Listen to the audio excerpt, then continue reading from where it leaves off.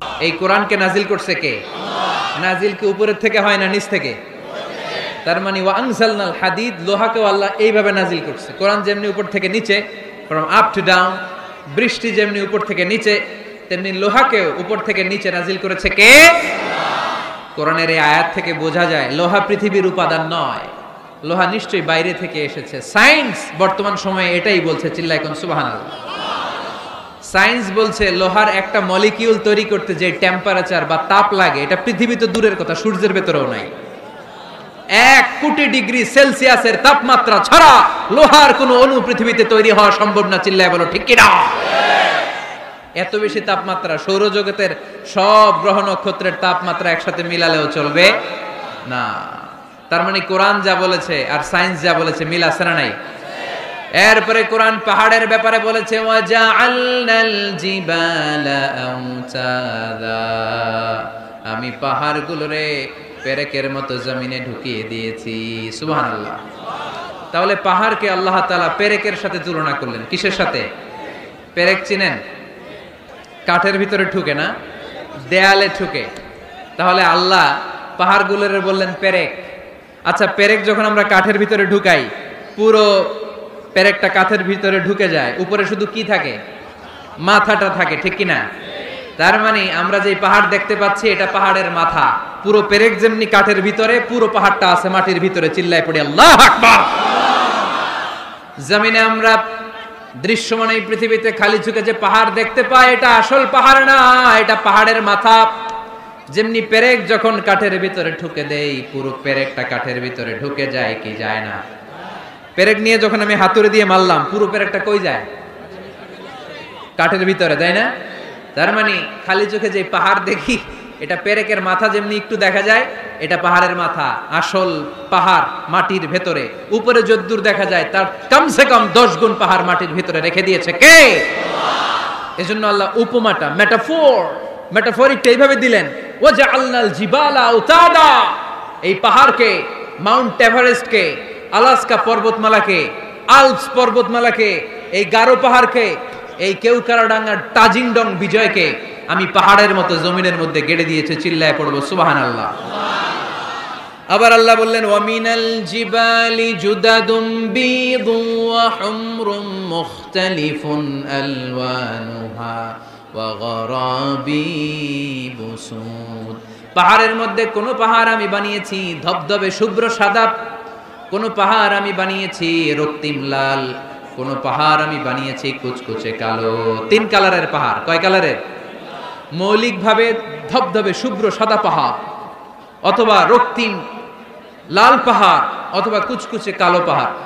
আপনি পৃথিবীর পাহাড়গুলো নিয়ে যদি গবেষণা করেন, বিভিন্ন রঙের পাহাড় আপনি দেখবেন। আমি তো পৃথিবীর অনেক জায়গায় পাহাড় দেখেছি। মিশরে আমি তুর পাহাড়ের চূড়ায় উঠেছি। ওখানে যেখানে মুসা আলাইহিস সালামের কাছে আল্লাহ নূরের তাজাল্লি দিয়ে ফোকাস করেছেন, পাহাড়টার নাম তুর পাহাড়। 2 বার আমি উঠেছি এটার চূড়ায়। উঠতে আমার অনেক কষ্ট হয়েছে। ওখানে উঠে ফজরের সালাত পড়ে আমি খেয়াল করে দেখলাম তুর পাহাড়ের আশেপাশের পাহাড়গুলো কোনোটা খয়েরি, কোনোটা কালো, কোনোটা লাল, কোনোটা ধূসর। আল্লাহু আকবার। এক এক পাহাড়কে এক এক রং দিয়ে তৈরি করলো কে? পৃথিবীতে চায়না নামে একটা দেশ আছে না? চায়না একটা শহর আছে গানজু। কি নাম? আজকে যে গুগল করবা, the গানজু city located in China, চায়নাতে অবস্থিত গানজু শহরে একটা পাহাড় আছে। এই পাহাড়ের নাম রেইনবো মাউন্টেন। কি নাম? মানে রংধনুর পাহাড়। রংধনুর কয় রং? সবাই কন, আরো জোরে। 7 রং না? আমরা ছোটবেলায় মুখস্থ করতাম বেনিয়া সহকলা, বেনিয়া সহকলা। এই 7 রঙের পাহাড় ওখানে দেখা যায়। এক জায়গায় 7 রঙের পাহাড়। সুবহানাল্লাহ কইতে পারলেন না? মজা করে বানালো কে? সুনানে তিরমিজি আর মুস্তাদরাকে হাকিম, মুসনাদে আহমদ ইবনে হাম্বলের হাদিস। আল্লাহ যখন পৃথিবী বানালেন, এই পৃথিবীটা ঘোরার পাশাপাশি কাঁপাকাঁপি শুরু করে দিল। এই পৃথিবীর কাঁপাকাঁপি বন্ধ করার জন্য রব্বুল আলামিন পৃথিবীর মধ্যে পাহাড় গেড়ে দিলে। 7টা tectonic plate, 7 tectonic plates creates the mountain range on earth. 7টা টেকটনিক প্লেট আল্লাহ দিলেন। পৃথিবী সৃষ্টি করার পরে পৃথিবী কাঁপে। আল্লাহ পাথর দিয়ে পেরেক মারলেন, পৃথিবী আর কাঁপে না। সুবহানাল্লাহ। ফেরেশতারা দেখে তো অবাক, ফেরেশতারা বলে আল্লাহ পাহাড়ের এত শক্তি, পাহাড় গেড়ে দিলেন পৃথিবীতে, আর পৃথিবী কাঁপে না। হাল মিন খালকিকা আসাদ্দু মিনাল জিবাল, আল্লাহ আপনার সৃষ্টির মধ্যে পাহাড়ের চেয়ে শক্তিশালী কি কিছু আছে? আল্লাহ বললেন নাআম, আছে। আল হাদিদ, লোহা, লোহা পাহাড়ের চেয়ে শক্তিশালী, কারণ লোহা পাহাড়ে মারলে পাহাড় ভেঙে যায়, ঠিক কিনা? ফেরেশতারা আরো অবাক, লোহা এত শক্তিশালী? হাল মিন খালকিকা আসাদ্দু মিনাল হাদিদ, আল্লাহ তাহলে লোহার চেয়ে শক্তিশালী মনে হয় কিছু নাই, আছে? আল্লাহ বললেন নাআম, আছে। আন্নার, আগুন, কারণ আগুনের মধ্যে লোহা ফেলে দিলে লোহা গলে যায়, ঠিক কিনা? ফেরেশতারা তো আরো অবাক। ফেরেশতারা বলে তাই নাকি? আগুন এত শক্তিশালী, তো হাল মিন খালকিকা আসাদ্দু মিনান নার, আল্লাহ আপনার সৃষ্টিতে আগুনের চেয়ে শক্তিশালী কিছু আছে?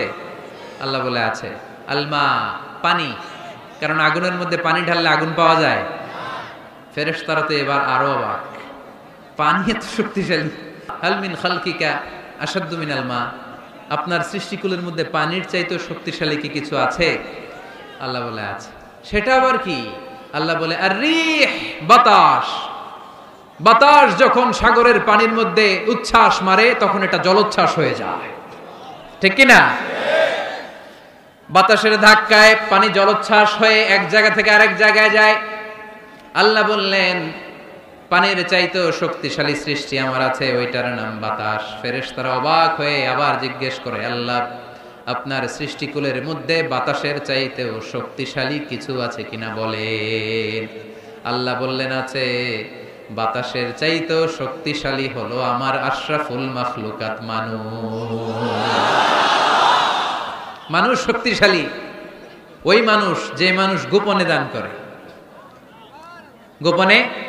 আল্লাকা সিররুন ইনদাল্লাহ বাইনাকা আনতা ওয়া বাইনাল্লাহ, আল্লাকা সাদাকাতুন তাখফা লা ইয়ালামুহা ইল্লাল্লাহ, আল্লাকা সিররুন ইনদাল্লাহ বাইনাকা আনতা ওয়া বাইনাল্লাহ, আল্লাকা সাদাকাতুন তাখফা লা ইয়ালামুহা ইল্লাল্লাহ। পড়তে হবে আল্লাহু আকবার।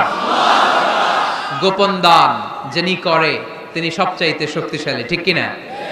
নাকি অমুক ভাই বিশিষ্ট সমাজ সেবক 2 লক্ষ টাকা, বলেন মারহাবা, এইভাবে দান করবেন? মারহাবা করলেও আসি, না কইলেও আসি, ঠিক কিনা? মারহাবা যদি বলে দেন, সমস্যা নাই। মারহাবা না বললেও দিবেন। তাহলে খুশি কে? বেশি খুশি হয় যখন লুকায় লুকায় দেন, নাম না জানায় দেন। ওই দান আল্লাহ এমন ভাবে কবুল করে, ওই দানের কারণে 7 শ্রেণীর ব্যক্তিকে আল্লাহ আরশের নিচে ছায়া দিবে। যেদিন কোনো ছায়া পাওয়া যাবে না, ওই দিন ওই ব্যক্তিকে আল্লাহ টেনে আরশের ছায়ার নিচে বসিয়ে দিবে। তাহলে কোরআন পাহাড়ের কথা যা বলেছে, বিজ্ঞানে ওই কথা আছে না নাই? এরপর কোরআন বলেছে আলাম তারা আন্নাল্লাহা ইউসজি সাহাবান সুম্মা ইউআল্লিফু বাইনাহু সুম্মা ইয়াজআলুহু রুকামান ফাতারাল ওয়াদকা ইয়াখরুজু মিন খিলালিহি, আল্লাহ সাগরের পানিগুলোরে তারায় মেঘ বানায়, আকাশে নেয়, বৃষ্টি নাজিল করে। এটাকে বলে সায়েন্স, এটার নাম দিয়েছে ওয়াটার সাইকেল বা হাইড্রোলজিক্যাল সাইকেল। এটাই আল্লাহ কোরআনে এইভাবে বলেছে আলাম তারা আন্নাল্লাহা ইউসজি সাহাবা, তোমরা কি দেখো না সূর্যের তাপে বাষ্প হয়ে গ্যাস হয়ে পানিগুলো উপরে ওঠে। যারা বিমান দিয়ে ফ্লাই করেন তারা বিমানের জানলার পাশে সিট পেলে দেখেন নাই কিভাবে মেঘমালাগুলো বিমানের সাথে খেলা করে? এগুলো তৈরি করছে কে? তার মানে কোরআন যা বলল বিজ্ঞান তাই বলে।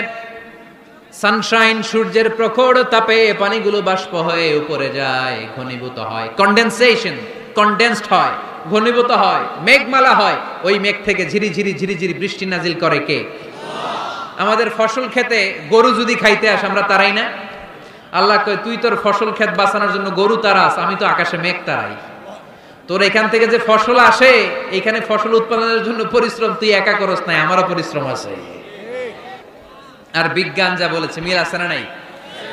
আকাশে মেঘমালা দেখলে বিষ্ণু ঈসা ইসলাম ভয় পেয়ে যেতেন, দোয়া পড়তেন আল্লাহুম্মা সাইয়্যিবান নাফিআ, আল্লাহ উপকারী বৃষ্টি দেন। বৃষ্টি দেখলে, মেঘ দেখলে আল্লাহ রাসূল পেরেশান, একবার ঘরের ভিতরে আরেকবার বাইরে, একবার ভিতরে আরেকবার বাইরে। আম্মা জান বলতেন ইয়া রাসূলুল্লাহ আকাশে মেঘ দেখলে আপনি পেরেশান হন কেন? আল্লাহ রাসূল কেঁদে কেঁদে বলতেন আয়েশা আমি জানি না, এই বৃষ্টি আর তুফান থেকে মদিনায় সজীব শ্যামল ঘাস লতা পাতা জন্মাবে, নাকি এর মধ্যে থেকে বজ্রপাত এসে আমাদের পাপের কারণে আল্লাহ মদিনাটারে জ্বালিয়ে দিবে? আমি জানি না। আমরাও যে আকাশে মেঘমালা দেখি, আমরা কি জানি এটা কি রহমতের মেঘ না আযাবের মেঘ? জানি আমরা। তারপরও বৃষ্টি আসলে আমাদের গান আছে না নাই? বৃষ্টি আসলে দেখবেন গান লাগায় দেয়। বৃষ্টি পরে টাপুর টুপুর, ওই কয় পায়ে দিয়ে সোনার নুপুর, সব মুখস্থ। এগুলো করা যাবে না। বৃষ্টি দেখলে দোয়া পড়তে হবে, আল্লাহুম্মা সাইয়িবান নাফিআ, আল্লাহুম্মা আসকিনা গাইসান মুগীসান মারিআন মারিআন নাফিআন গায়রা দার আজিলান গায়রা আজিল। আল্লাহ, এই মেঘমালা থেকে এমন বৃষ্টি দাও যেই বৃষ্টি আমাদের জন্য কল্যাণকর, যেই বৃষ্টিতে ঘাস লতা পাতা জন্মায়, যে বৃষ্টিতে আমাদের গবাদি পশুর জন্য রিজিক থাকে। কল্যাণকর বৃষ্টি দাও আল্লাহ, ক্ষতিকর বৃষ্টি দিও না, তাড়াতাড়ি দাও, দেরি করো না। চিল্লায় পড়ে না আমিন। আল্লাহর হাবিব বললেন, মুস্তাদরাকে হাকিমের হাদিস, সিনতান লা তুরাদ্দান, দুই দোয়া আল্লাহ কখনো ফিরিয়ে দেন না। কয় দোয়া? এক হচ্ছে ইনদান নিদা, আজানের পরে যে দোয়াটা করা হয়, আজান আর একামতের মাঝখানে দোয়া, আজানের সময় দোয়া, এই দোয়া আল্লাহ ফিরিয়ে দেয়, একটা গেল। দুই নাম্বার হচ্ছে তাহতাল মাতর, বৃষ্টির নিচে দাঁড়িয়ে দোয়া করলে ওই দোয়া কবুল করে কে?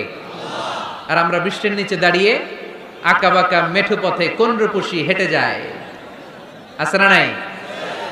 বৃষ্টি আসলে আমরা ভাবুক হয়ে যাই, দরজা জানলা বন্ধ করে দিয়ে অনেকে গান বাজনা ছেড়ে দেয়, হিন্দি গান লাগায় দেয়। তো জন্য বৃষ্টি নাজিল হলে আমরা যেন আল্লাহর কাছে দোয়া করি। বৃষ্টির সময় দোয়া করলে ওই দোয়াটা কবুল করে কে?